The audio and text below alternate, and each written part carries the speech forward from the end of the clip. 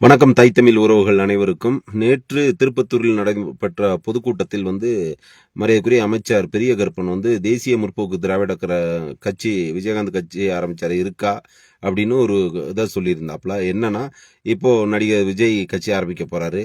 இதெல்லாம் பார்த்துட்டு இவங்க என்ன பேசுறதுன்னு தெரியாம மேடைக்கு மேடை பிதற்றுறாங்க. அதாவது நான் ஒன்னே சொல்றேன், நீங்க யாரை பேசணும்னு நினைச்சீங்களோ அவங்கள டைரக்டா பேசுங்க. இப்ப ரஜினியை பத்தி பேசணுமா பேசுங்க, விஜய் பத்தி பேசணுமா பேசுங்க. மறைந்த ஒரு மாபெரும் தலைவரை, அப்பழுக்கற்ற ஒரு மாபெரும் தமிழர்களின் தலைவரை பேசுவது எந்த விதத்தில் நியாயம்?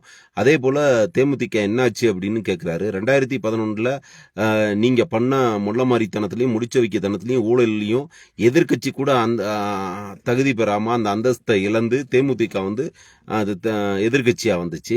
அதை அடிச்சு தோஷம் பண்ணவர் கேப்டன் இல்லையா?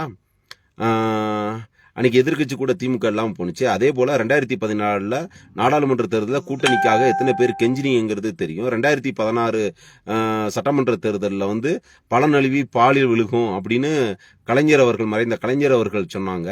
அதே மாதிரி கேப்டன் கட்சி ஆரம்பிச்ச பிறகு 10 வருஷ காலம் ஆச்சரியம் இல்லாமல் போனுச்சு. இதெல்லாம் உங்களுக்கு தெரியலையா? தேமுதிகங்கிறது ஒரு மாபெரும் மக்கள் இயக்கம். அது ஒரு தூய்மையான தலைவரால் உருவாக்கப்பட்ட இயக்கம். கட்டிய வீட்டுக்குள் புகுந்த கருணாகம் போல் யார் கட்சியும் அபகரிக்காத ஒரு இயக்கம். அவரா சுயம்பா உருவாக்கின கட்சி. நாங்க முதல் முறையாக கரை வேட்டி அணிந்து அரசியல் களம் கண்ட இயக்கம் தேசிய முற்போக்கு திராவிட கழகம். உங்களுக்கு யாருக்காவது பேசணும் வைக்கணும் அப்படின்னு சொன்னா அவங்கள போயிட்டு பேசுங்க. அதே போல 2016 சட்டமன்ற தேர்தலில் ஒரு பெண்ணுக்கு ஒரு காணொலி வெளியே வரும். பெரிய கருப்பனுக்கு தெரியும், தமிழ்நாடு முழுக்க பார்த்தாங்க. அந்த பெண்ணுக்கு என்ன நடந்துச்சு, அந்த பெண்ணுகிட்ட அந்த பெரிய கருப்பன் எப்படி நடந்துக்கிட்டாங்கிற காணொலி எல்லா இடத்துலையும் வந்துச்சு. அதனால தான் யோக்கியங்கிற மாதிரி சித்தரிக்கிற மாதிரி பேசுறாங்க. நாங்க யாரையும் விமர்சனம் பண்ண விரும்பல. நீங்க எங்களை பேச ஆரம்பிச்சீங்கன்னா நாங்க பேச ஆரம்பிப்போம். அதே மாதிரி அரசியல் சாணக்கியன் முதல்வர் ஸ்டாலின் அப்படின்னு நீங்க சொல்றீங்க, மற்றவங்களை இழிவுபடுத்தி சொல்றீங்க.